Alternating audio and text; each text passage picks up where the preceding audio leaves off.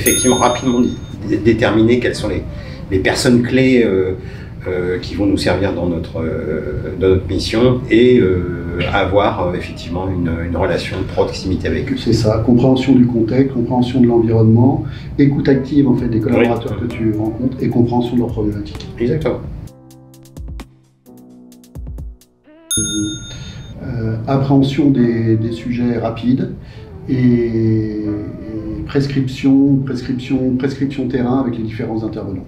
Ouais, alors c'est vrai que pour faire un diagnostic, on n'a souvent pas beaucoup de temps. On connaît parfois pas le métier, donc ça fait effectivement rapidement identifier 4-5 facteurs clés, les bons interlocuteurs, et puis commencer à bâtir un plan autour de ça.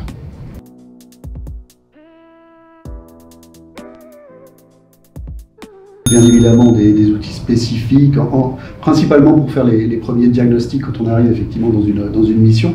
Mais je veux surtout insister sur la méthodologie spécifique et principalement sur la communication qui doit être mise en place dès le début en fait, de l'arrivée du manager de transition et qui va informer à la fois la structure et les équipes de l'arrivée de ce manager de transition en précisant parfois aussi pour quels objectifs et quelles missions. C'est très important. Absolument. Et ça doit être une communication qui est commune ou qui est faite et qui, en tous les cas, doit donner le même message à la fois par la direction générale et par le manager de transition. Sinon, le reste, les outils, la méthodologie, c'est effectivement les outils de diagnostic.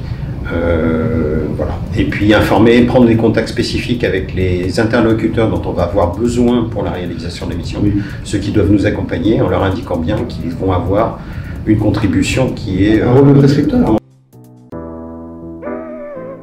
Penser qu'on ne fait pas deux fois effectivement une bonne impression, donc dès le premier jour effectivement avoir une posture adaptable, humble, sachant qu'humilité ça rime avec crédibilité. Oui. Et légitimité. Et pour le coup, la meilleure posture, il n'y a pas de meilleure posture, c'est vraiment s'adapter au contexte, à ce qu'on attend de vous, à la culture d'entreprise. Il y a un must, forcément c'est le point de départ. Sinon, c'est effectivement les échanges de fin de mission. Alors on en a tout au long de la mission, mais effectivement refaire un point global de ce qui a été bien fait et ce qu'on aurait pu accomplir de plus. On garde le contact et on peut être amené à se recroiser très vite dans un autre contexte professionnel.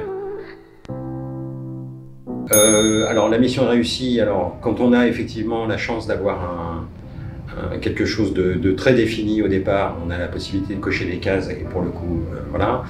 La mission a été très réussie quand on a moins d'orientation objective au départ. Elle est réussie non seulement à la fin, mais elle est réussie au départ, dès la première semaine et pendant effectivement la mission. Absolument. Toujours avoir cette capacité d'être surpris en cours de mission. Oui, les premiers pas sont importants. Ouais. Pas se rater sur les premières marches.